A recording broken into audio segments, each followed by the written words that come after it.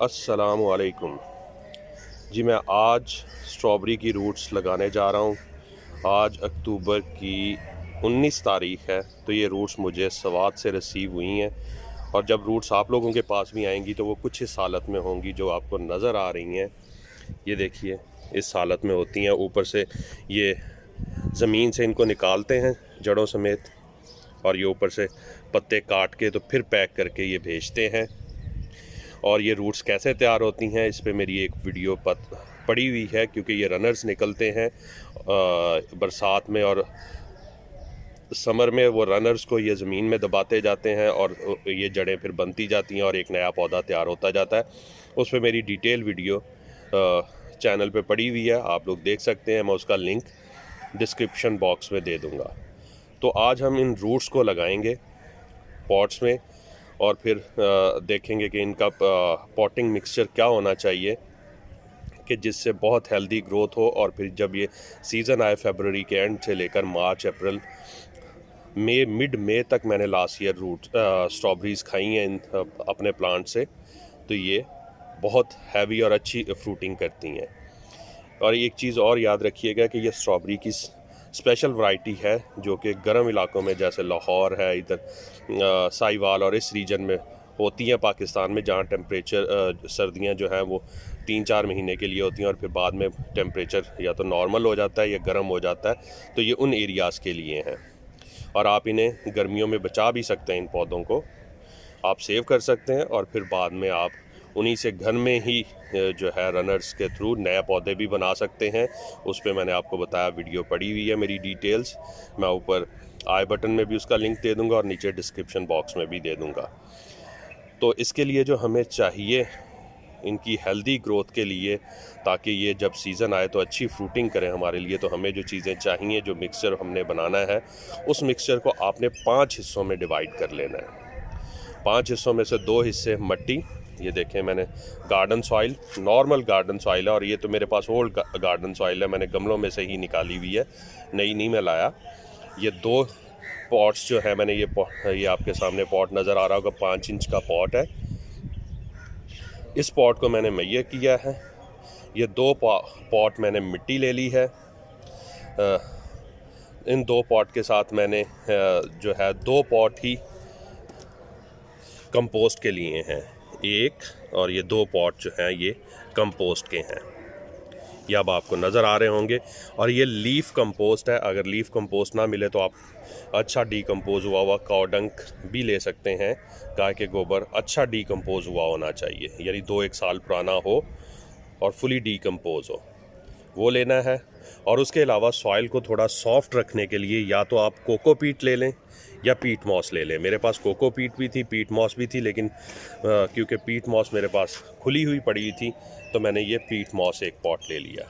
तो 5 हिस्से हो गया, 2 हिस्से कंपोस्ट, 2 हिस्से गार्डन सॉइल और 1 हिस्सा कोकोपीट या पीट मॉस।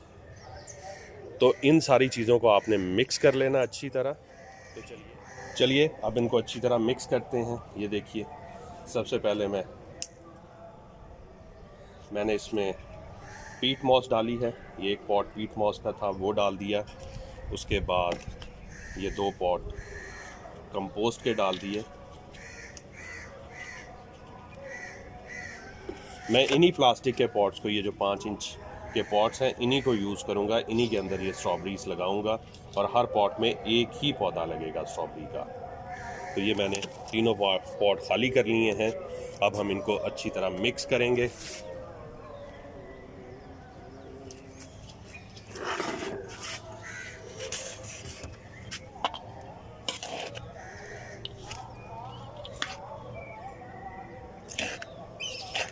और जो भी आपको थोड़ा बड़ा पीस मिट्टी का लगे या पीट मॉस का, तो आप उसको हाथ से तोड़ते जाएं ताकि ये अच्छी तरह मिक्स हो जाए। तो चलिए मैं इनको मिक्स करता हूँ।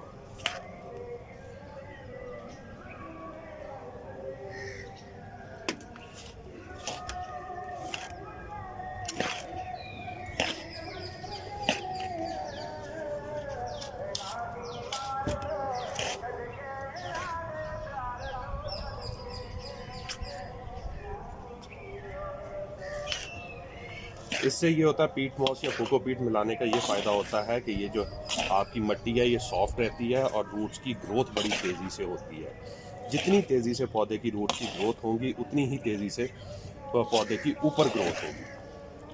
अगर रूट्स बहुत हार्ड मिट्टी होगी उसमें, क्योंकि ये रूट्स ज़्यादा सॉफ्ट होती हैं, इस मिट्टी को आपने अच्छी तरह मिक्स करना है। देखें मैं भी उसी हिसाब से इसको मिक्स कर रहा हूँ। एक बहुत इंपॉर्टेंट चीज़ जो इंग्रेडिएंट है, अगर आपको इजीली अवेलेबल हो जाए तो ये आप कह लें कि सुपर टॉनिक है। ये है जी ह्यूमिक एसिड। ये देखिए ये ब्लैक कलर का होता है ग्रैनुलर फॉर्म में ह्यूमिक एसिड। ये आपने 1 ग्राम पर पॉट के हिसाब से आपने इस सॉइल में मिक्स कर देना, क्योंकि ये मैं 5 पॉट्स की सॉइल तैयार कर रहा हूँ तो ये मैं 5 ग्राम के बराबर इसमें मिक्स कर रहा हूँ। तो 5 ग्राम आपने इसमें मिक्स करना है।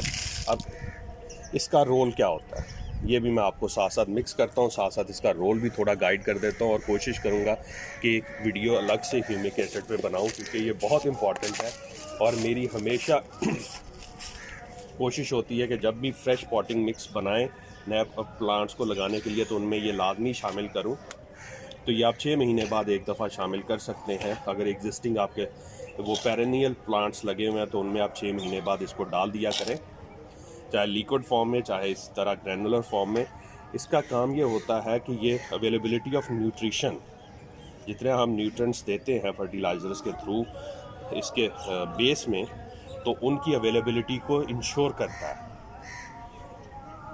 दूसरा, ड्राउट टॉलरेंट करता है प्लांट को, कि अगर थोड़ी देर अगर पानी नहीं भी मिलेगा तो प्लांट में बर्दाश्त पैदा करता है कि वो सरवाइव कर सके बगैर पानी के कुछ आवर्स के लिए।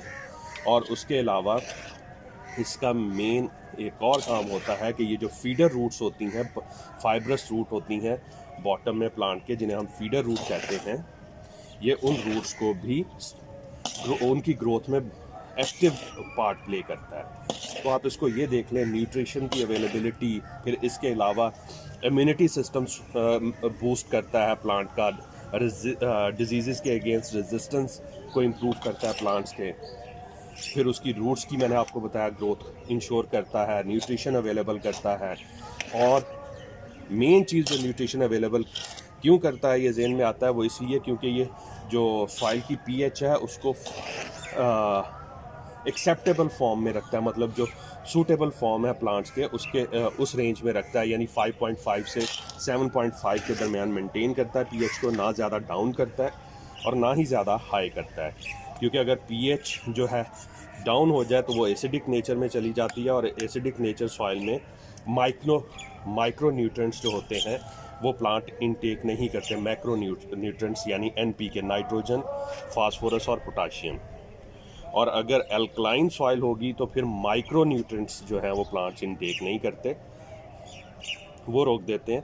तो ये पीएच को नॉर्मल मोड में रखता है, यानी जो एक्सेप्टेबल मोड है, ये बेस्ट मोड है, सूटेबल मोड है प्लांट्स के लिए 5.5 से लेकर 7.5, तो उसमें रखता है। ये देखिए जी मैंने अच्छी तरह इसको मिक्स कर लिया, आपने भी बिल्कुल इसी तरह मिक्स कर लेना है। बाकी जो है ये जो ह्यूमिक एसिड है इस पर भी इंशाल्लाह मैं एक अलग से वीडियो बनाऊंगा, क्योंकि काफ़ी डिटेल टॉपिक है ये, इसको समझना बहुत ज़रूरी है। हम लोग इसको यूज़ नहीं करते, लेकिन मैंने एक्सपेरिमेंट करके देखा है 1 साल कि दूसरी फर्टिलाइज़र्स को कम करके मैंने इसका यूज़ किया, दूसरा क्या कहते हैं प्लांट्स में, तो प्लांट्स की ग्रोथ बहुत अच्छी रही है। मतलब आपकी सॉइल में न्यूट्रिएंट्स तो होते हैं, और अक्सर ये होता है कि आपका प्लांट वो इंटेक नहीं कर सकता, रूट्स जो है वो इंटेक नहीं कर सकती, प्लांट की ग्रोथ नहीं होती, तो उसके लिए ये फिर ह्यूमिक एसिड बहुत अच्छा रोल प्ले करता है। एक और चीज़ आपको बताऊं, ये जो आपकी हार्ड सॉइल होती है उसको भी, तो उसकी जो बॉन्डिंग होती है वो बॉन्डिंग को ब्रेक करके सॉइल को सॉफ्ट करता है, मतलब एरी कर देता है, उसको लूज़ कर देता है, सॉइल को टाइट नहीं रहने देता। तो चलिए जी हमारा मिक्सर रेडी है, हमने इसे अच्छी तरह मिक्स कर लिया है, हर चीज़ इसमें डाल दी है। अब मज़ीद इसमें कुछ नहीं डालना, और इसके अलावा भी हमें बाद में भी जो फर्टिलाइज़र्स हैं उनकी इतनी कोई ख़ास ज़रूरत नहीं पड़ने वाली, क्योंकि हमने अच्छी कंपोस्ट इसमें मिक्स कर दी। और आप ये देखिए, इसको आप चेक कीजिए कितना सॉफ्ट मिक्सचर बन गया हुआ है आपका। तो आपने इसी को यूज़ करना है। तो चलिए अब हम स्टार्ट करते हैं। हम एक पॉट लेते हैं, पहले इसको हम 70% फिल कर लेते हैं। ये मैंने 70% फिल कर लिया। थोड़ा सा दबा देते हैं ताकि सॉइल फिक्स हो, ये जो मिक्सर है फिक्स हो जाए इसके अंदर। फिर जो मेन चीज़ है वो उस पर गौर करना है आपने। ये देखिए जी, रूट्स को लगाने का तरीका ये होगा कि ये आपके सामने एक रूट है, ये इसका जो सेंटर पोर्शन है, ये सेंटर पोर्शन, इसको क्राउन कहते हैं। जहाँ से ये आपको स्प्राउटिंग होती नज़र आ रही है, ये वाली जगह, इसको क्राउन कहते हैं। हमेशा ये आपने मिट्टी से बाहर रखना है, ऊपर रखना है। तो इसका जो आसान तरीका है कैसे लगाएंगे वो अभी मैं आपसे शेयर करता हूँ। आपने पॉट में 70% अपना मिक्सर फिल कर लिया। ये मैंने 70% फिल कर लिया। आपने इस तरह इसको ऊपर रखा। आपने इसी तरह 70% फिल करने के बाद आपने इसके ऊपर रखा इसको, रूट्स को, और साइडों पे आपने मट्टी डाल देनी है। और ये क्राउन बार बार मैं बता रहा हूँ, इसमें यही गलती अक्सर लोग करते हैं कि ये क्राउन मट्टी में दबा देते हैं। अगर क्राउन दब गया ये गल जाएगा और ये प्लांट नहीं चलेगा। ये देखिए, अब इसमें आप गौर से देखें, मैंने हल्की मट्टी डाल के इसको बराबर कर दिया है। रूट्स अंदर दब गई हैं लेकिन क्राउन अभी भी बाहर है। वो मैं अभी आपसे दिखाता भी हूँ आपको कि बाहर है वो क्राउन। ये देखिए, इसको गौर कीजिए आप, इसमें ये क्राउन अभी भी बाहर है। ये अभी मट्टी लगी हुई है, ये मैं जब मैं पानी दूंगा तो ये धुल जाएगा। तो ये क्राउन बाहर है। इसी तरह आपने सारे पॉट्स में जितनी भी आपने लगानी है लगा लें और फिर इनको अच्छे से पानी दे दें। तो अब इस पॉट को मैं इनको पानी दे देता हूँ, क्योंकि बाकी ये भी मैंने लगा दी है, ये भी 3 में लगा दी है, बाकी मैं बाद में लगा दूंगा। और अभी हम इनको पानी दे देते हैं, वाटर, पानी। पहली दफ़ा आपने भर के पानी देना है इनको। ये देखिए इस तरह।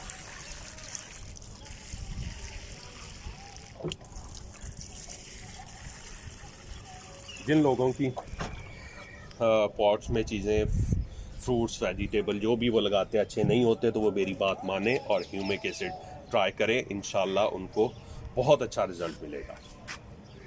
तो चलिए जी, ये हमारी स्ट्रॉबेरीज़ लग गई हैं। इंशाल्लाह जल्दी फिर किसी और वीडियो के साथ, किसी और प्लांट के साथ मैं हाज़िर हूँगा आपकी खिदमत में। दुआओं में याद रखिए। अब मुझे इजाज़त दीजिए, और इससे फर्दर जो स्ट्रॉबेरी की अपडेट्स हैं वो भी इंशाल्लाह मैं जल्द आपसे शेयर करूँगा। अब इनको हम रख देंगे। स्पेशली एक जो चीज़ मैं आपको यहाँ बता दूँ कि इनको अब अक्टूबर का एंड है, टेम्परेचर नॉर्मल होता जा रहा है, तो इसको शेड में रखने की ज़रूरत नहीं है। रखना चाहें तो पार्शल शेड में 3-4 दिन के लिए रख दें, उसके बाद इसे फुल सन में रखें, ये आराम से ग्रो करेंगी। लेकिन मैं पार्शल शेड में नहीं रखूँगा, मैं इन्हें फुल सन में ही रख दूँगा और ये इसी तरह ग्रो हो जाएंगी। तो हम यहीं पे अपनी वीडियो को वाइंड अप करते हैं, क्योंकि वीडियो काफ़ी लंबी हो गई है। तो मुझे इजाज़त दीजिए, दुआओं में याद रखिएगा। अल्लाह हाफिज़।